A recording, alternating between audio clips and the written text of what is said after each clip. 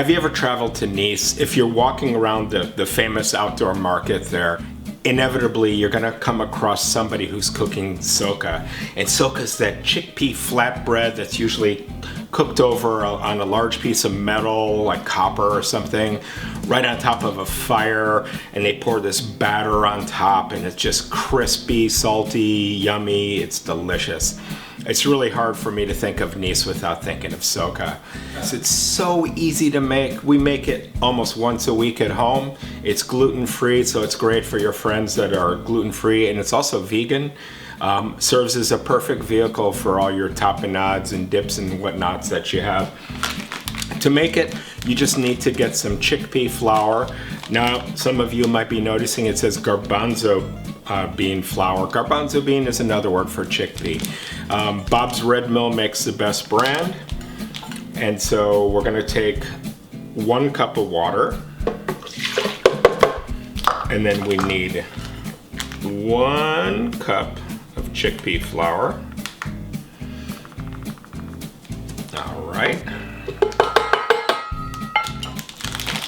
And then we're gonna add a pinch of salt, about 3 tablespoons of olive oil. And make sure you use a good fruity olive oil, not a super cheapy. All right, and then we're just gonna add a little bit of black pepper, a couple grates, and then you gotta add cumin.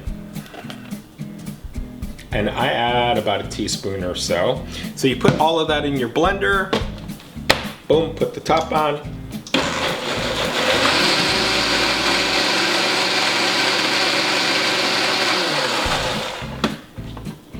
That's it, it's ready. I like to pour the soca batter into a mason jar and keep it that way. I usually let it sit for a little while, just kind of let the chickpea flour soak up with the water and the flavors kind of mix up a little bit.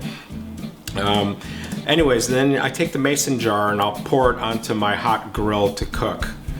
Now, really the secret to making great soca at home is not the chickpea flour you buy or the oil you use, it's really the pan you cook in. This is a cast iron pan that I found at a grocery store near my house. I think I paid 20 bucks, 25 bucks.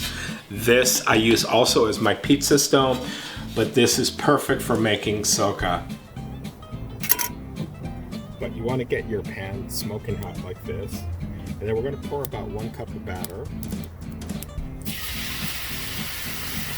1.5 cups. I'm just going to spread this guy out.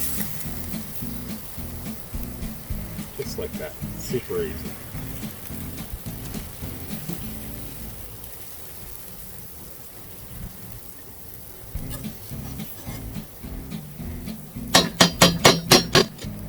Now the trick is to have patience and let it get crispy on this side.